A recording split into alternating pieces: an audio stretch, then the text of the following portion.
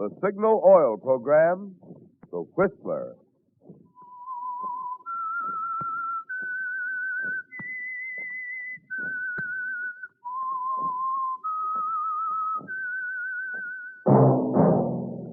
That whistle is your signal for the Signal Oil Program, The Whistler.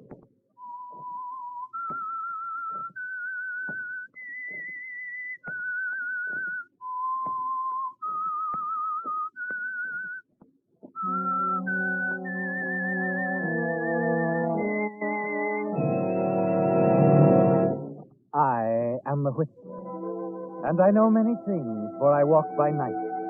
I know many strange tales hidden in the hearts of men and women who have stepped into the shadows. Yes, I know the nameless terrors of which they dare not speak.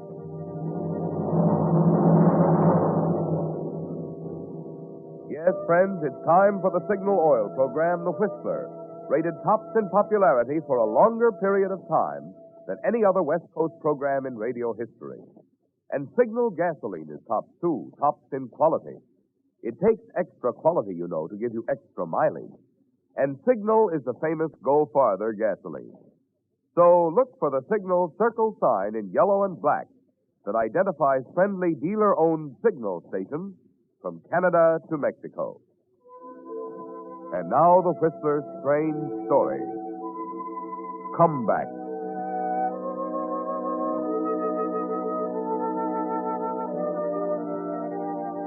Even on Fifth Avenue, he was a distinguished-looking figure, this handsome man in his mid-50s.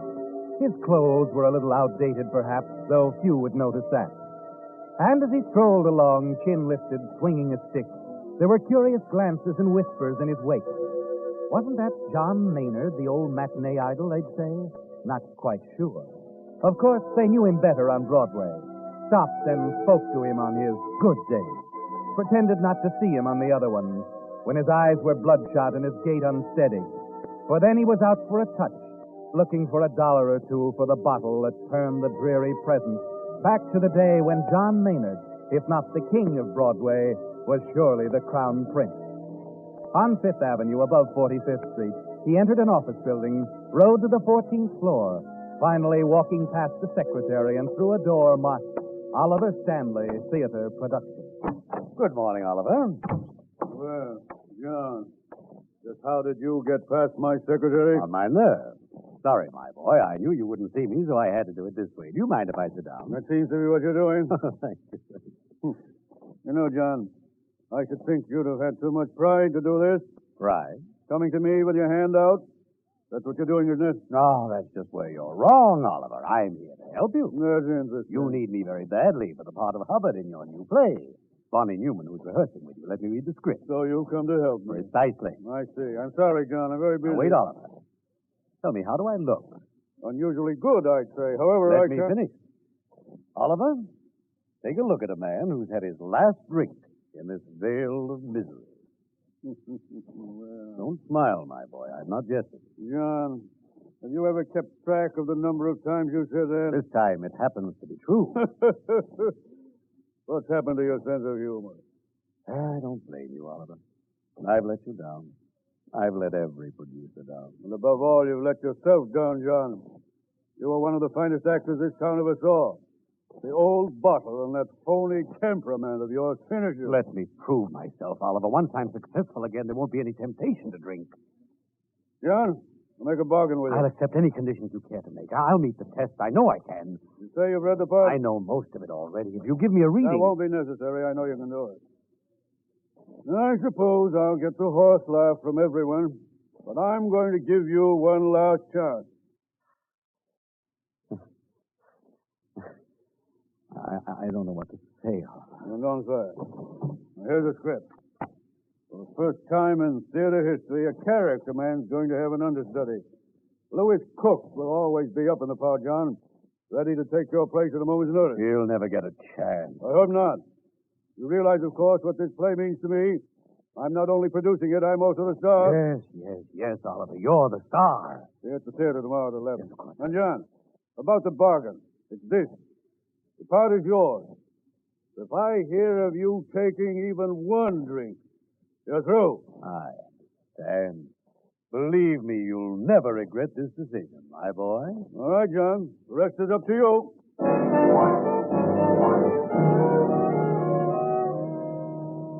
You bow and leave.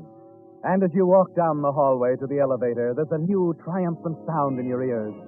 The applause of opening night, the crowds raving about your comeback, the reviews saying you stole the show from a mediocre star. You'd do anything for that, wouldn't you, John? You'd even resort to murder for the pleasure of forcing Oliver Stanley to crawl back to you for a job. But that won't be necessary now. You knew the minute you read that part that here is a play with one rewarding role, the part of Hubbard, and the rest completely second-rate. You know the show will flop, John, but not you. And the next morning at the theater, you're confident as the rehearsal moves into the last act. Now comes your big scene with Oliver. Who are you? What are you doing here? I've come to see you about Nancy. Hubbard! The mask. Why are you A wearing... very practical reason for the mask, Edward. In view of what I've come here for, I can't risk being recognized. Listen, Hubbard. We can work this thing out reasonably without... Hubbard! So, Edward, I've taken your life. I've given up my freedom. Does that seem a bad bargain, Edward? Your life for mine?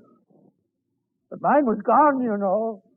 Mine was gone the moment you took Nancy from me. And so, like gentlemen, we've come to terms. We've taken hands. Goodbye, Edward. Goodbye. Great, John. That was wonderful. When the other actors applaud you, you know you're good. Oh, thank you, Oliver. That'll be all, Cass. Be back at 7. Now, wait, John. I want to see you a moment. Oh? You're marvelous, old man. Well, what did I tell you? You know, Oliver, I think we've got a hit. Going to put you back in circulation in a hurry. Now, from that last scene. Yes? I'm afraid we'll have to cut most of your closing scene. Got it? Why, my dear man, you heard the cast applaud. Yes, I know. I'm not a ham, John, but after all, I am supposed to be the star. Oliver, I think you're being Come unfair. now. We won't have any of that. I know what I want in my own show, John. Get your dinner and be back at 7. I'll have the cut figured out by then. Very well, Oliver. Anything you say. Now.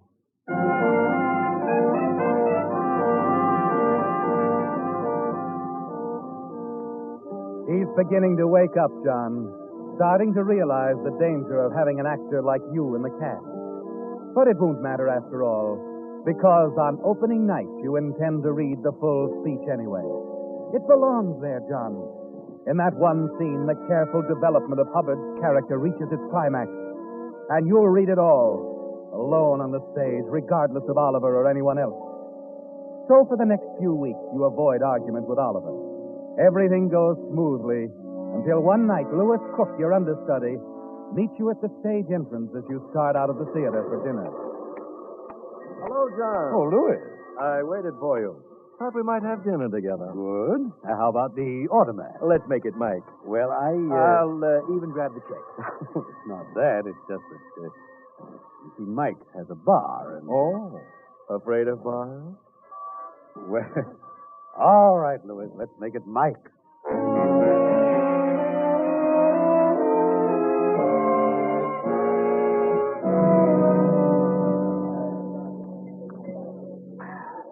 That's better.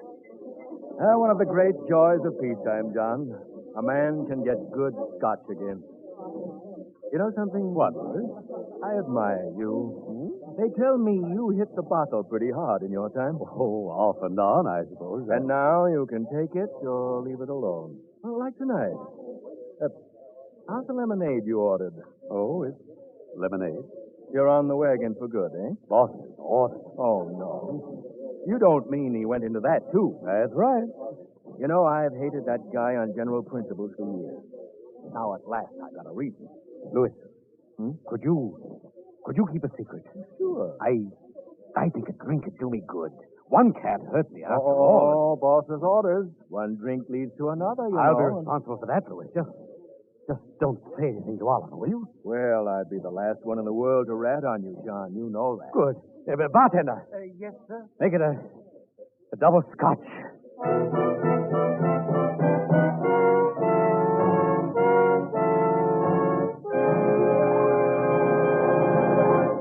With the prologue of Comeback, the Signal Oil Company is bringing you another strange story by The Whistler. Since last week, Whistler, you know, your car has aged a whole year. Yes, even those shiny 1947s are now last year's models. But after all, the important thing is not the year your car was made, but rather the care it received. That's what determines how long and how well it's going to hold up.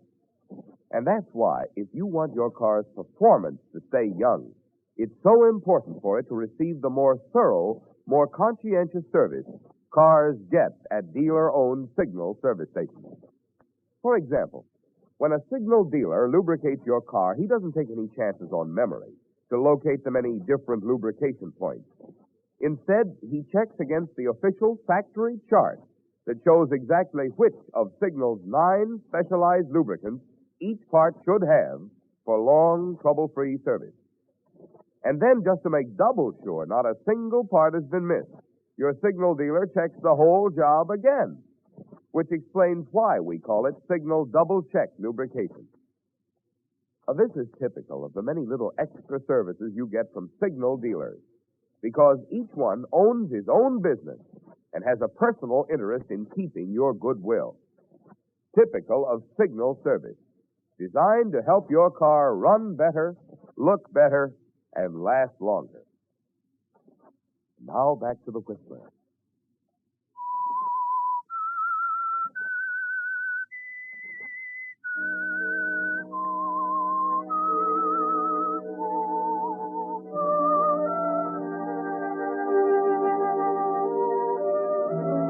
So it'll be a real comeback, John.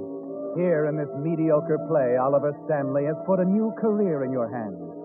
A solid chance to pull yourself in one flashing performance out of the cold, lonely pit of frustration and cheap liquor. Yes, all that matters now is opening night and the reviews that are certain to come with your brilliance in the role of Hubbard. Back at the theater after dinner, you go to your dressing room.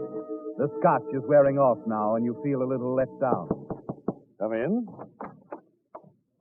How are you feeling now, John? All right. Sit down, Louis. You look almost sober. Huh? I'm only kidding. You see, that drink did you good, and who's the wiser?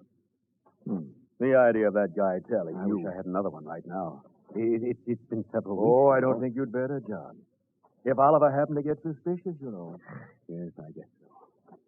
No point in thinking about it anyway. There isn't a drop within a block of the theater. Oh, let's not go that far.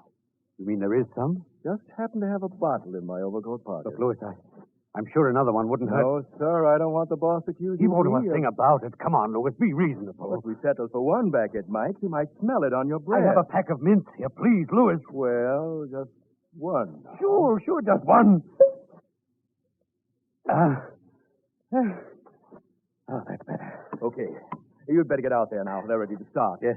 Thanks, Louis. I needed that one. Not at all. Anything for a pal.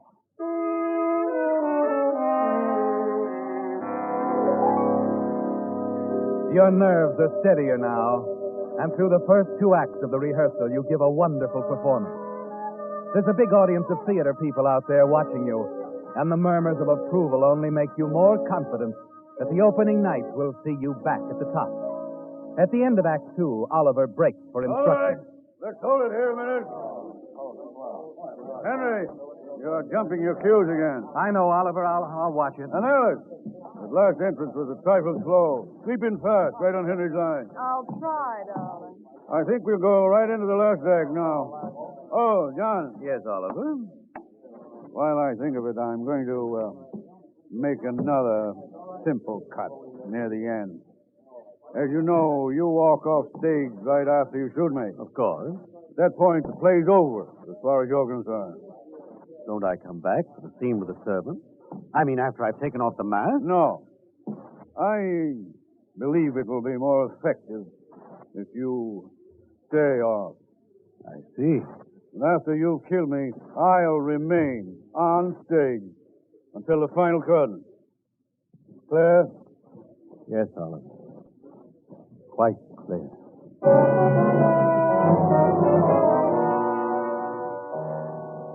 You turn and walk away to hide your contempt. Another of your scenes gone, John, to satisfy Oliver's unbelievable ego. But you're not worried, because tomorrow's triumph will put you back on top. The critics will single you out, you're sure of it. And you can leave Oliver and his ridiculous play for good.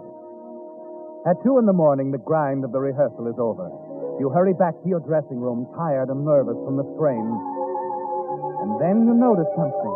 Lewis's overcoat hanging next to yours in the closet. You hurry over and lock the door, then go to the closet.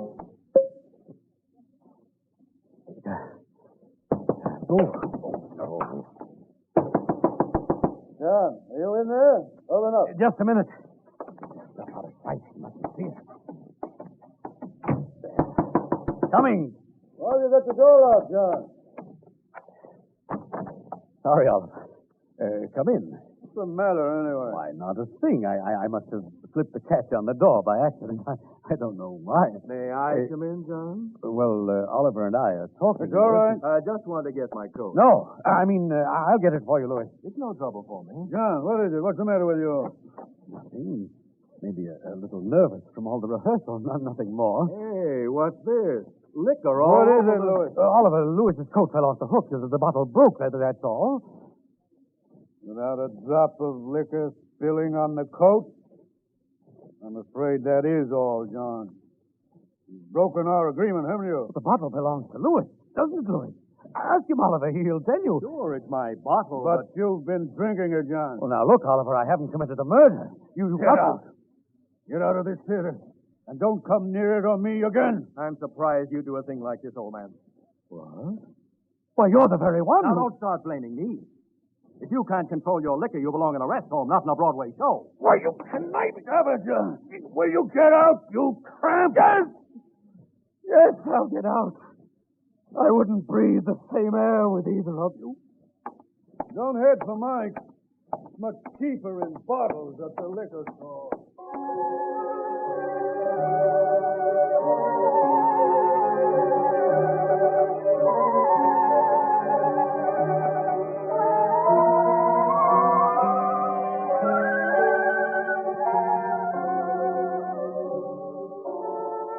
Consciousness is finally breaking through, John, and things start to make a little sense. You're lying on the bed. You're ill and weak, but you lunge forward to knock an empty bottle aside. But you're over it now, John, and you can't bear even the sight of a bottle for a while.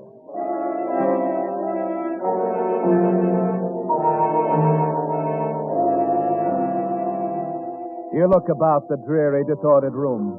Wonder what time it is, what day it is. The cracked, wavy mirror shows a haggard old face staring back at you. A face covered with gray stubble, with patches of grease paint still clinging in places. It's a horrible sight, and you turn away. They did this to you, didn't they, John? Oliver Stanley and Lewis Cook, your friends. You wonder how you can strike back. You're still thinking about it as you make your way to a tiny lunchroom for a few cups of black coffee. A calendar in back of the counter tells you that 4 days have gone by. 4 days. Oliver's show is opened without you, with Lewis playing your part, moving about the stage in the role that belongs to you.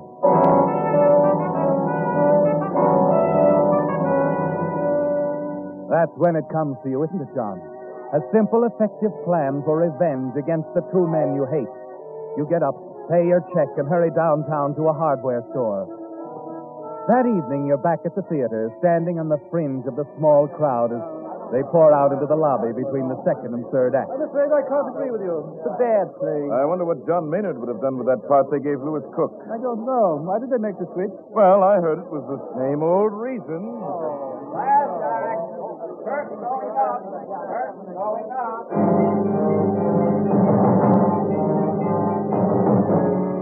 Yes, John, the last act. You smile coldly at the thought as you walk back to the stage door, slip inside unnoticed. You know that Lewis is on stage as the curtain goes up, so you're quite confident that you'll be alone when you enter his dressing room. You close the door softly, find the gun that's used near the end of the play, and then seat yourself behind the screen to wait.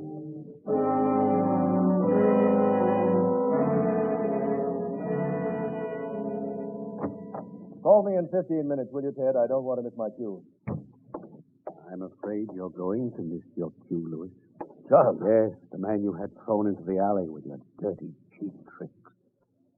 That had quite a weight, Louis. Look, I don't want any trouble with you. But if you don't get out of here... You won't have any trouble with me. And I'm going very shortly. Quietly as I came. Well, go now. I have nothing to say to But I have something to say to you, Louis. I've come to take over your part in the last act. My part, I should say. What's the matter with you? I've had enough of this. I'm going to call Oliver. Sit down, Louis, while I lock this door. You can't threaten me with that. A prop gun. No longer a prop, Louis. I've loaded it with the real thing. What? Very simple to do. Just a little trip to a hardware store this afternoon. John, you can't get away with this. Amusing, isn't it, Louis? All the things you've been doing, imitating my style. They'll make it so much easier now. What are you talking about? Last act. For you. And Oliver. Wait a minute.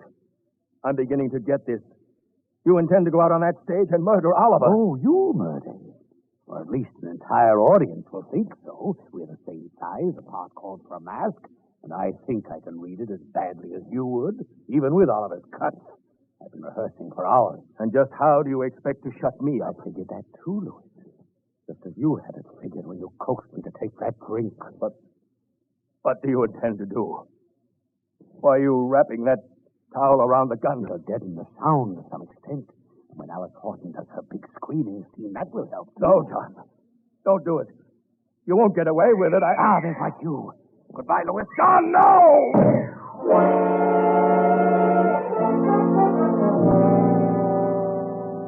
You stand there waiting. 5 minutes, 10, 15, and then... You're on, Mr. Cook.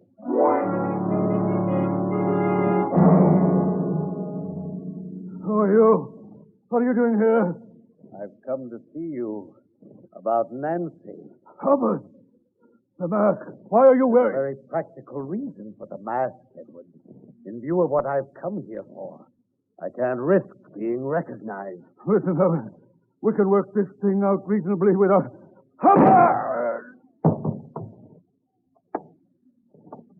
Goodbye, Edward. Goodbye.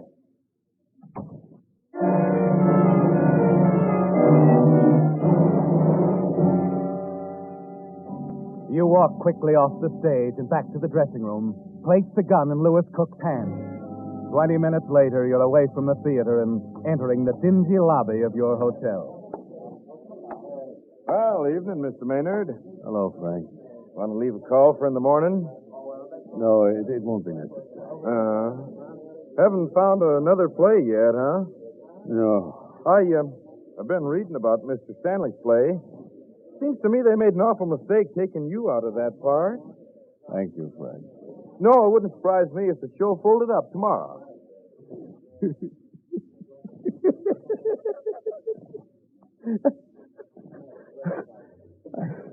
I think you have something there, Frank. Good night.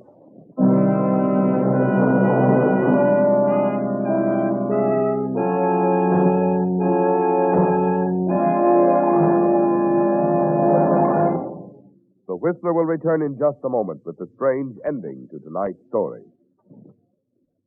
Meantime, since most everyone is concerned about getting maximum value out of today's shrinking dollars, I'd like to give you a tip on how to be sure you're choosing the gasoline that's tops in quality. Just remember these 2 points. 1, in gasoline, it takes extra quality to go farther. And 2, Signal is the famous Go Farther gasoline. Yes, it's a fact. Your best yardstick of gasoline quality is mileage. the thing Signal gasoline is famous for. After all, in order for a gasoline to give you more miles per gallon, it has to help your motor run more efficiently. And when your motor runs more efficiently, naturally you enjoy quicker starting, faster pickup, smoother knock-free power. In other words, the superior performance you expect of a superior gasoline. That's why we say, to be sure of the tops in gasoline quality, just remember two things. One, in gasoline, it takes extra quality to go farther. And two, Signal is the famous Go Farther gasoline. And now, back to the Whistler.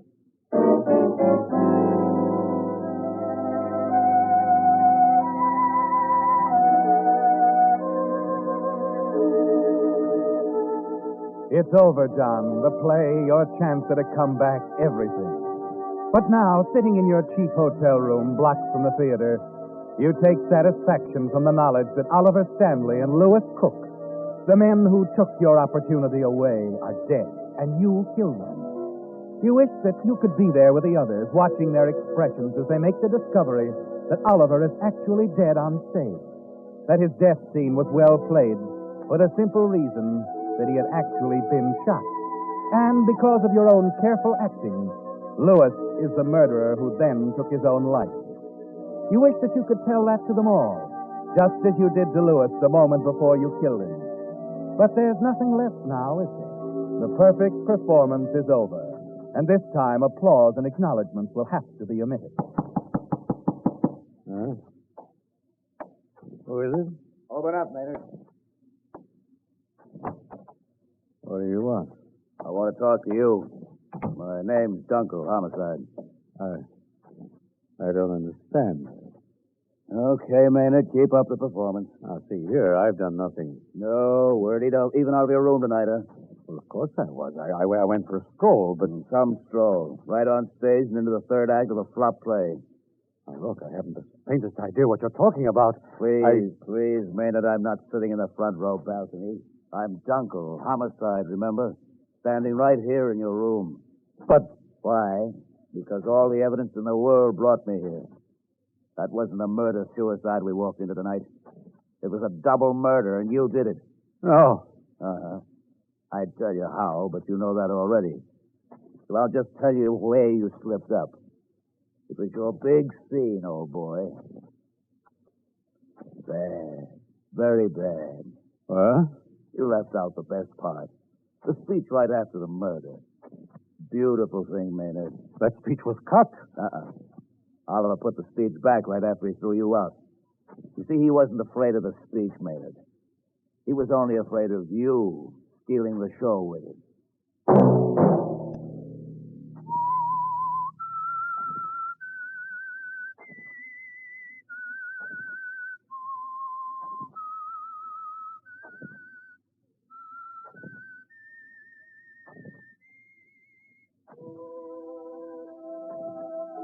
Let that whistle be your signal for the Signal Oil program, The Whistler, each Wednesday night at the same time, brought to you by the Signal Oil Company, marketers of Signal gasoline and motor oil and fine quality automotive accessories.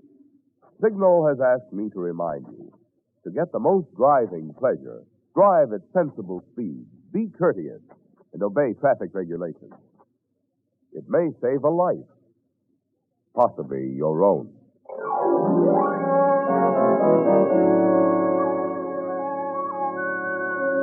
Featured in tonight's story were John Brown and Herbert Butterfield. The Whistler was produced by George W. Allen with story by Kerry Shaw and John Moore and music by Wilbur Hatch, and was transmitted to our troops overseas by the Armed Forces Radio Service. Next Wednesday, for a full hour of mystery over most of these stations, tune in a half hour earlier. Enjoy The Saint as well as The Whistler. This is Marvin Miller speaking. This is CBS, the Columbia Broadcasting System.